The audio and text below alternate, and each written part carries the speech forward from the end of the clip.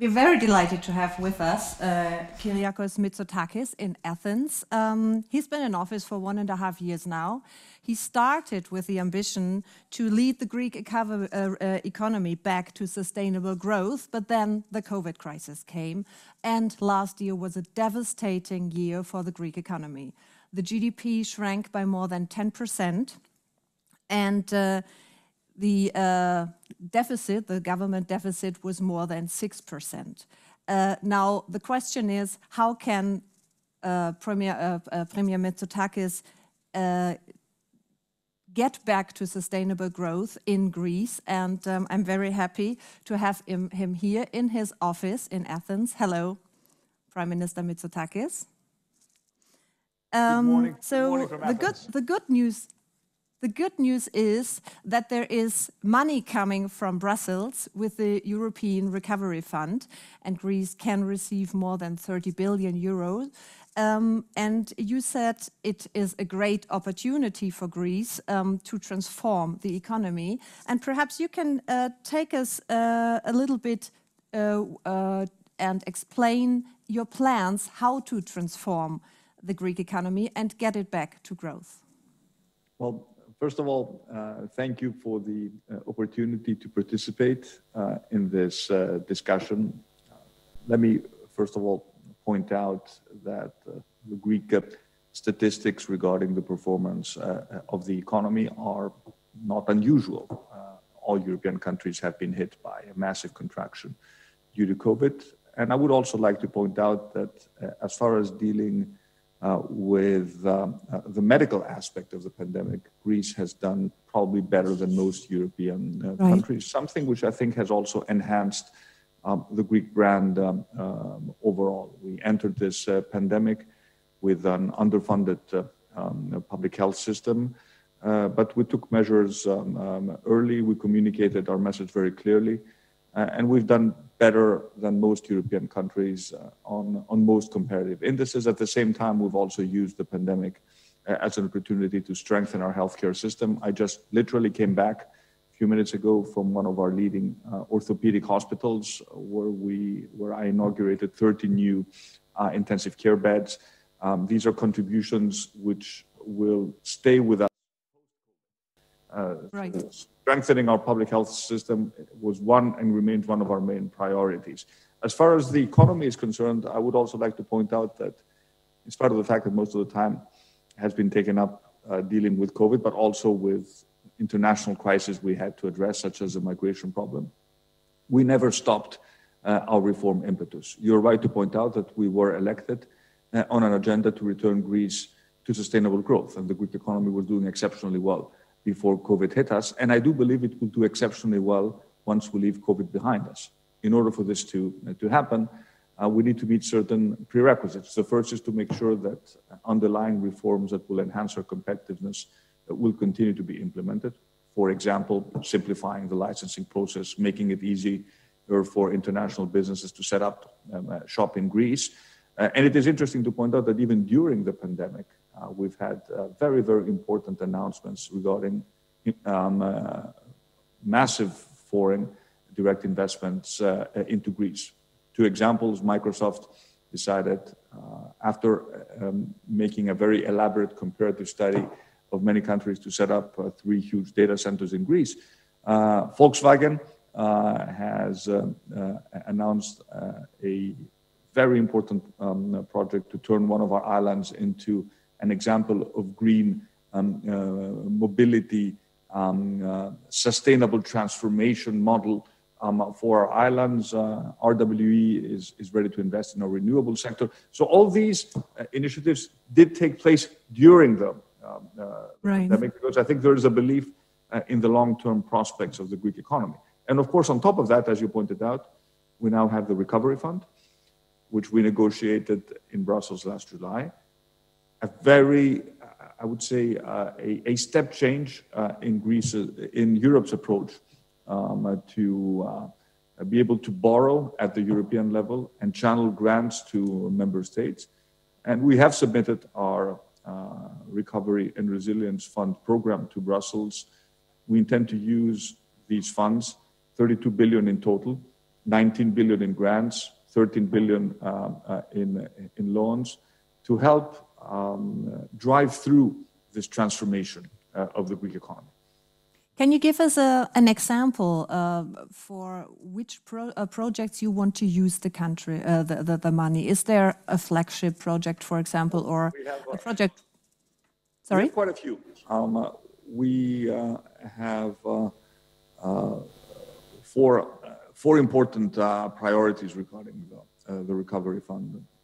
A green transition, digital transformation, focus on private investments, and our big focus on skills, soft sets, education, training. And these are all very, very important initiatives. Let me just give you one example. We are already putting in place a massive program to retrofit our buildings. Okay. Energy efficiency is crucial for Greece. We have relatively old buildings. We can benefit from new technologies. A lot of the materials used are produced in Greece. We have a vibrant building materials industry in Greece. And of course, these are projects which are labor intensive, so we create lots of jobs. And we reduce the environmental footprint of buildings, but we also help households with lower energy and electricity bills. So we will allocate more than 3 billion euros into this program. A second very important program has been, which we have already started implementing during the pandemic, has been the digital transformation of the Greek state. As you know, the Greek state was, and to a certain extent still is, highly bureaucratic. We use the pandemic as an opportunity to offer a series of digital services to citizens. And through this digital transformation, we're transforming the fabric of the state itself. If you just look at the program we have put in place for vaccinations, it is digital end-to-end. We actually go to the end users. We don't ask them to call us. We actually send them direct SMS messages. We contact them directly. They set up their appointments electronically. It's all done seamlessly. And Greeks are actually quite surprised that the state is able to function in this new, very sort of modern way. So digital transformation is very important to us. Moving away from fossil fuels for electricity production, a topic which is also very relevant in Germany. We have an entire region in Greece, Western Macedonia, which for half a century was totally dependent on electricity production through the burning of lignite, brown coal. And we took the bold decision that we will stop producing electricity from lignite, the latest by 2028. And practically all but one of our lignite fired plants will be shut down by 2023. This obliges us to put in place a just transition plan for Western Macedonia that will create new jobs to replace the old jobs that will be lost during this transition. And of course, a significant funding for these projects will come from the Recovery Fund. So these are just a few examples. We can talk in more detail if you want to, of the projects that we do want to put in place. And what I want to highlight is that our government came into power 18 months ago. We have an absolute majority. We are committed reformers. So we want to change the narrative regarding Greece, something which I think is particularly relevant also for the Greek-German relationship. Well, for the past decade, it was sort of a confrontational relationship. We were sort of encouraged to do reforms which we never truly believed in exchange for money that was dispersed through various programs to support the Greek economy. All this belongs to the past. We want to do reforms because we believe they're good for the country. And we also have a lot of public support in implementing these reforms. The government is more popular now than it was 18 months ago when we came into power. And we won by a significant margin. We almost got 40% in the July 2019 election. So this is not just a strategy driven by the so-called elites. This is a strategy that wants to make the everyday life of Greeks better, to create jobs, to reduce the tax burden, to offer better public services. And that is why I think this strategy has a lot of support in Greece. What do you expect for this year, 2021? The COVID crisis is still ongoing. When do you think that the economic impact of the funds from Brussels and also of the Greek economy itself will be seen again? When do you expect growth to be back again? Well, a lot will depend, obviously, on COVID. Right now, because we've had better epidemiological data than most European countries, we have gradually started to reopen our economy. We've gradually reopened retail.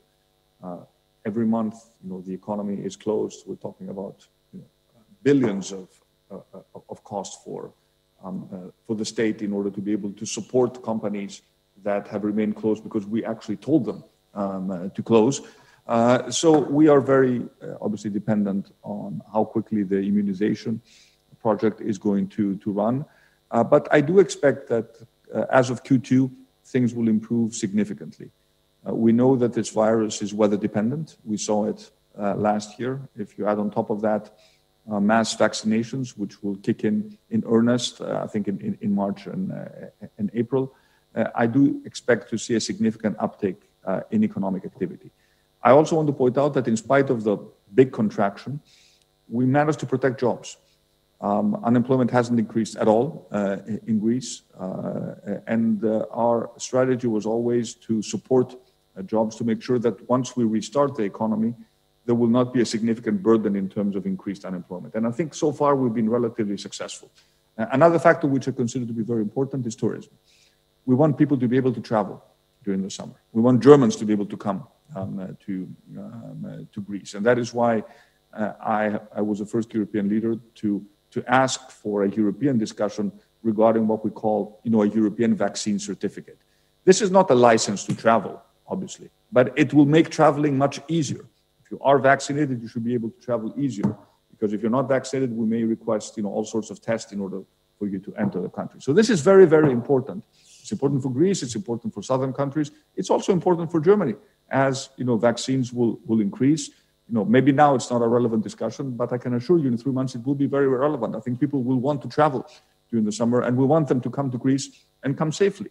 We did manage to open our our tourism sector last year, in spite of the difficulties, and we did it in a very safe manner. So we do expect this year, obviously we're not going to return to normal. That would be inconceivable, but we expect to do much better than we did last year, and we want people to come to Greece and travel safely and return safely to their countries of origin. So tourism is also going to be a very important determinant. And of course, we do expect the funds from the RRF to be dispersed in the second half of 2021.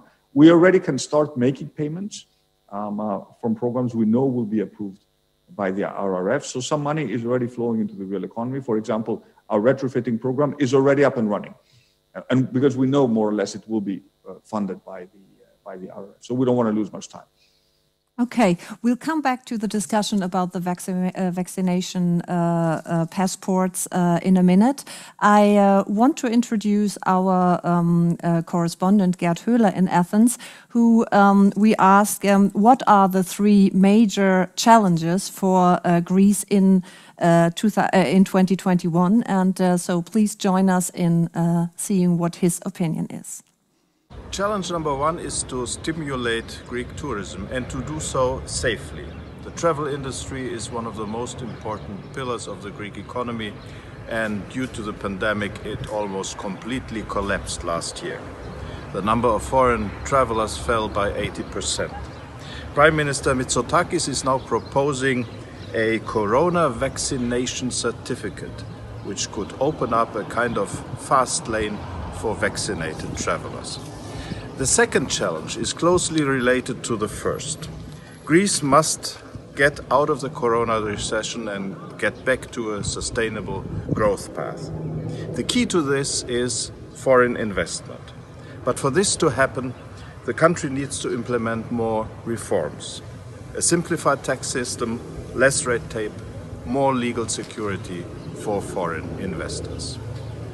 The third challenge is perhaps the greatest, because it is about war or peace. Greece must try to resolve the conflicts with Turkey about economic zones and natural resources in the Eastern Mediterranean. Diplomats from both countries are talking about these problems since of last week, and maybe Prime Minister Mitsotakis can tell us now where we stand. A lot of topics we can talk about, and I'm very happy to welcome another panelist in our discussion, Tom Enders. He's the president of the German Council on Foreign Relations, DGAP, how we call it in Germany. He's been the former CEO of Airbus and now a member of several boards, among them Lufthansa. Hello, Tom Enders. Good morning. Thanks for having me. And good morning, Prime Minister. It's good to see you. Good morning, Tom. Good to see you.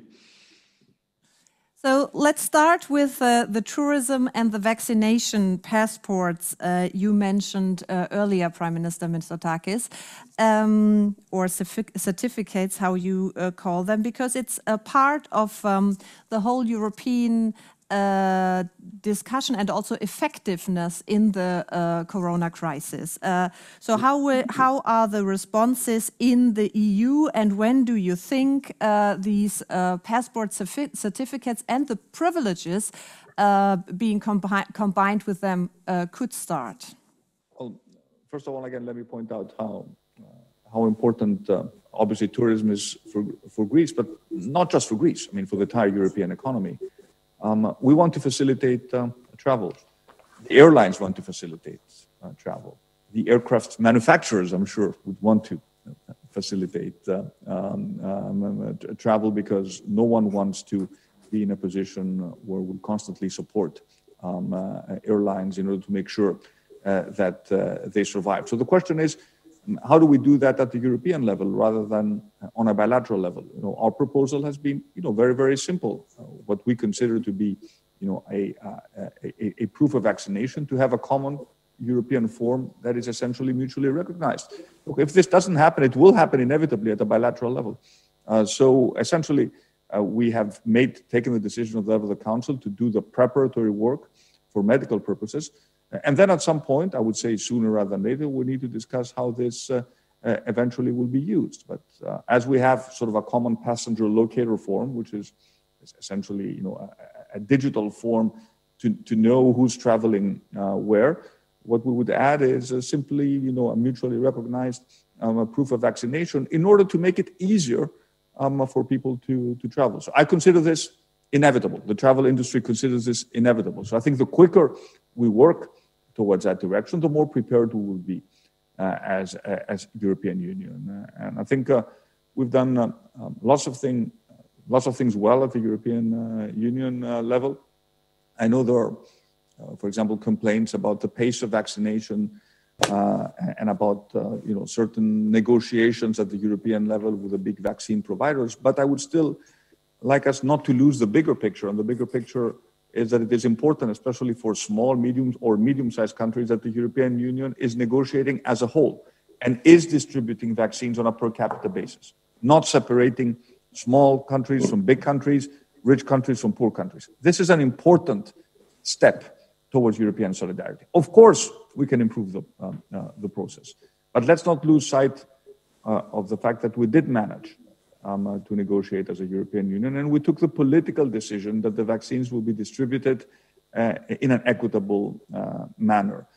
So I do think that this discussion is mature.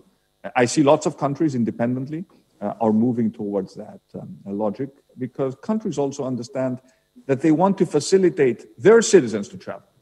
I am absolutely convinced that there is a suppressed demand for travel that will be released once we feel safe.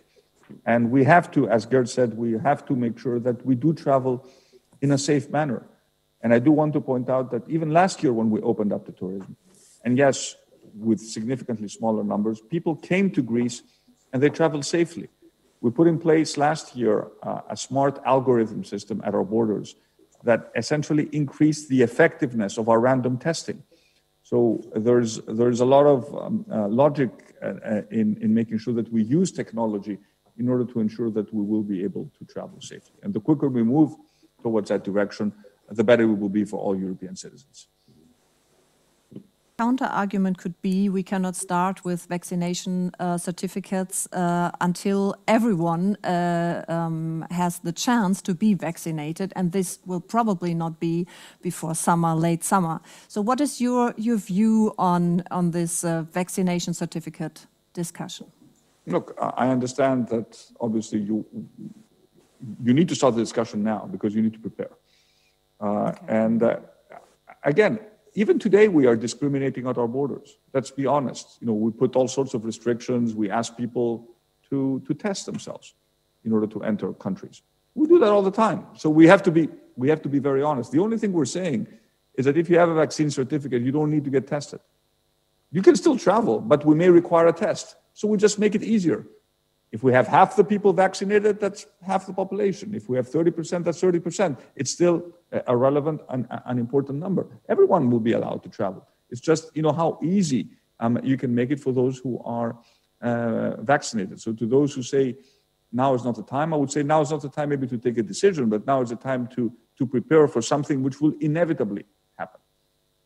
Tom Enders, perhaps your view on this discussion and also on the jobs the European Union has done so far in securing vaccinations for the European Union member states. Well, I fully agree with Prime Minister. That's a very valuable initiative. And by the way, I mean, if we go down this path of digital vaccination certificate, I think it's just an added incentive to accelerate as much as possible the vaccination process. For instance, it's not plausible why you would have vaccination only at certain centralized locations, why the local doctors can't do it. In the US, they're even now distributing vaccines to the pharmacies because pharmacies can do that just to accelerate vaccination. So I think it's very important, as the Prime Minister said, it's important for tourism, for the airline industry, for sure, and also for a lot of business people. And the argument being, it's not just that you can travel to other countries when you're vaccinated. We still have a testing method, etc. So it's not like forbidding people to travel to other countries because they're not vaccinated. It's just a little bit easier. I think it's a very worthwhile initiative, and frankly, I don't even see why the European Union couldn't decide on that already right away. And concerning the procurement of vaccination in the European Union. Well, yeah, I mean, I don't want to get into this discussion. As you know, this is a particularly controversial discussion in Germany. I'm not so sure in other countries. But now Mrs. von der Leyen have even admitted, as I read, that mistakes were made. It could have been European Union could have done better, could have done faster. Watch again what happened in the US, in the UK, and Israel, etc. But the Prime Minister is right. I would also support the principle of European procurement, European distribution. But it's blatantly obvious to everybody who can read a newspaper, I would say, that the European Union has not done the finest job in as far as speed is concerned and the negotiation part is concerned. But let's put that behind us. All the more reason now to find every possibility to accelerate vaccination across Europe as much as possible and to be pragmatic about it. Yeah, I would agree with Tom. What happened. But we need to be proactive. Look at the new vaccines that are in the pipeline. We know the debate regarding AstraZeneca. We all followed it. We've been very, very clear that companies need to honor their contractual obligations, and Europe is a big enough market and a big enough power to make sure that the contracts are honored. But there are new vaccines in the pipeline. The Johnson & Johnson vaccine is particularly important. Again, we hope it will work. But if it were to work, we want to make sure we have enough doses as quickly as possible. Why is it important? Because it's a single dose vaccine that can be easily distributed. So unlike the more complicated vaccines where you need a very complex supply chain to distribute them, if you have vaccines that can be administered, for example, through pharmacies, because you can transport them easily and they can be stored either in a regular fridge or even in room temperatures. That makes the distribution of vaccines so much easier. So let's focus on the future. Let's look at the vaccines that are in the pipeline. Let's make sure that there are no delays in the approval process, assuming the vaccines, work and they provide us, they provide EMA with all the necessary data. And let's make sure that we get our hands on enough vaccines and we accelerate the vaccine process. We know that in Q2 we will have multiple number of vaccines compared to what we had in Q1. And we also need to prepare our distribution systems for vaccinating significantly larger numbers than we do now. Greece is one of the countries that are vaccinating at a very fast pace, but we've taken the decision, for example, for the Pfizer vaccine, to always keep a stock of the second dose. We never wanted to be left in a position where we wouldn't administer the second dose on time in accordance with the approval process. But let's focus on the future. Let's make sure that we will get the vaccines that we were promised we will get, and on the new vaccines, let's make sure that we are at the beginning of the queue rather than at the end of the queue. Let me add one thing here, if I may. You talked about digital transformation, and particularly how you use digital in the whole COVID crisis, the testing, in the border security and vaccination. I think that is, it's very now that Germany is really lagging behind a lot of countries here, including Greece. And that is something that has been exposed through the COVID crisis. I would say, Prime Minister, if Germans listen to that conversation, or maybe they can read it tomorrow somewhere, to hear how you treat people in Greece. You call them proactively, you send them messages. In Germany, thousands and thousands are hanging in the so-called hotlines and can't get rather be vaccinated in Greece than in Germany. So there's a blatant deficit in Germany, and it's not just around the COVID crisis. It makes obvious that our administration, the way we function, it's not the economy at large, it's not the companies, but the way the administrations work. I say plural because we have a lender. Federalism here is very, very important. That we are hopelessly out in many, many processes. And that's a bit of a scandal, and that needs to be dealt with as soon as possible. Yeah, let me make one point here, which I think is important because it ties into our discussion regarding the digital transformation and hopefully the funds that we will receive.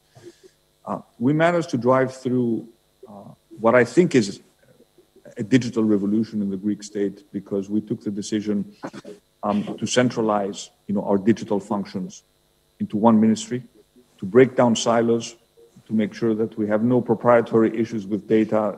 Obviously, we're fully compliant with GDPR, but we made sure that we didn't just create a digital bureaucracy to replace a paper bureaucracy, but we always had, a customer-centric approach. It was actually quite moving because we actually did send out, text messages to everyone. We have an electronic prescription system, which is actually working very, very well. So everyone who is in an electronic prescription system, and most older people are, we did send them a message and we told them, this is the slot we propose to you. If you want to change it, you can ask. If you can't do it yourself, obviously, your kid or your granddaughter will do it. And it was actually pretty moving because we started with those who were above 85 in terms of appointments. We had 98% compliance with the appointments. Oh. So once you treat the citizen as, I would quote, as a customer, and you really go out of your way to approach him or her, it's surprising how well citizens respond. And we even used a digital for COVID compliance. If you want to leave the house, even now you have to send an SMS. Obviously, it's still a gesture, and we use this very well. So if you don't have your SMS as proof when you leave the house, you'll be subject to a fine. And at the beginning, we gave people a paper alternative, but it was surprising how quickly everything is moving to digital. If you just offer people simple digital solutions, and how quickly even older people acquire digital skills. It's very refreshing. You're miles ahead of Germany.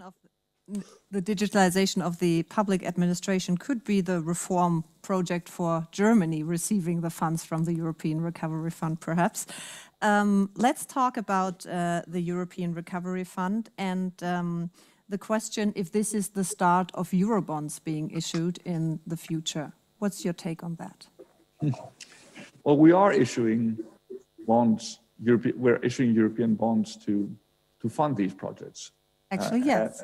So I think it is. It's a very, very important step. It's not just one step in the right direction. It's a big step in that direction. I remember a year ago, this discussion would have zero traction.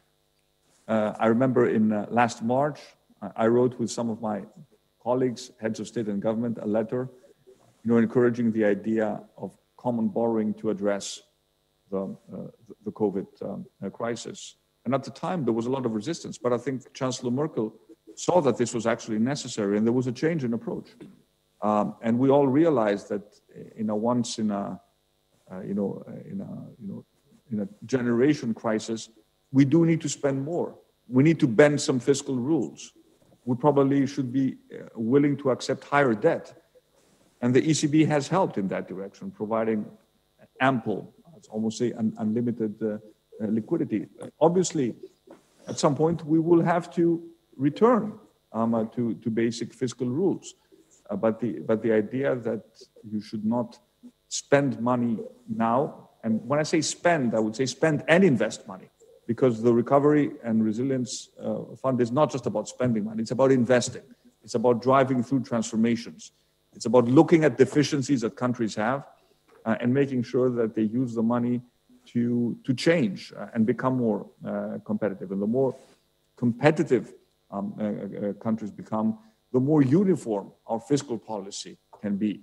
The less of a separation there will be, between the rich and the poor, those who perform well, those who don't perform well. So it's really an opportunity to bridge the divide between European countries. It's certainly an opportunity for Greece to catch up. We don't intend to lose this opportunity, and we're very happy that, based on what we know, our plan was very well received in Brussels, and it gives us sort of encouragement that we are moving in the right direction and that the funds will be dispersed on time to help support what I think is going to be a very robust post-COVID recovery. Tom Enders, do you think that the European Recovery Fund is an emergency instrument and ending the COVID crisis, the Eurobonds will end? Or is it the start of a change in the European refinancing schemes? Well, I would say we'll see. But I agree with the Prime Minister that this is a big step forward. At the same time, it's a big experiment. I think the question is, will this money be spent wisely, like you intend to do, obviously, in Greece, into digitalization, into sustainability, industry, etc., or will it be another example? We've had some in Europe. We have to admit it, of kind of a pork barrel initiative. In other words, that later on a lot of people will criticize it and say, look, all the money, much of the money was wasted. It was not really spent wisely in the way we originally intended to.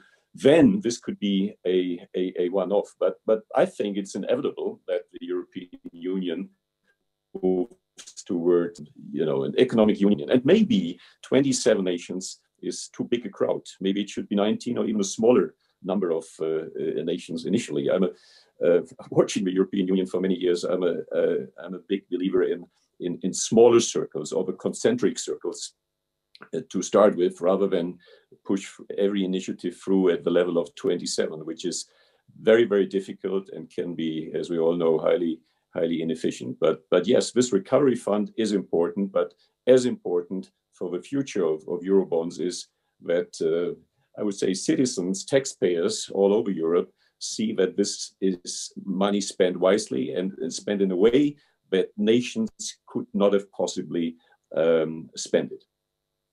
Yeah, Okay. and we should not also forget that a lot of these investments that will be made eventually will also benefit the stronger European economy. So, for example, we were laggards in electrification. There is value added in Greece. Interestingly enough, there is also interest for investing in aspects of the automotive sector in Greece. But we will probably still, import, German cars. Hopefully, we'll be able to build Greek chargers. But if we create a true union that is competitive, this will also benefit the stronger economy. So part of the money will return to the stronger, the export-oriented economies, and Germany is going to be a big beneficiary. And there's a communication job to do for the big economies. I think we could do better in that respect in Germany and in other countries to emphasize the return to the domestic industries, to the European industries, and not just the benefit to one single nation, as with your 32 billion for Greece. Absolutely right. Let's focus on some questions coming from the audience. Mark Schiffauer, he asks, Prime Minister, how would you characterize the German-Greek relations today? And how are the sentiments in Greece towards the European project in general? I think the relationship is much improved. It was a difficult relationship during the years of the crisis. We should have no doubt about that. But I think we can make it even better. I think there is. I think we need to change the narrative. I think we need to talk about common projects of common interest. This should no longer be a borrower-creditor, debtor-creditor relationship. It should be a constructive win-win relationship when we talk about the economic aspects of the relationship. And then, of course, there is a foreign policy aspect, which is more complicated. I want to be, very honest.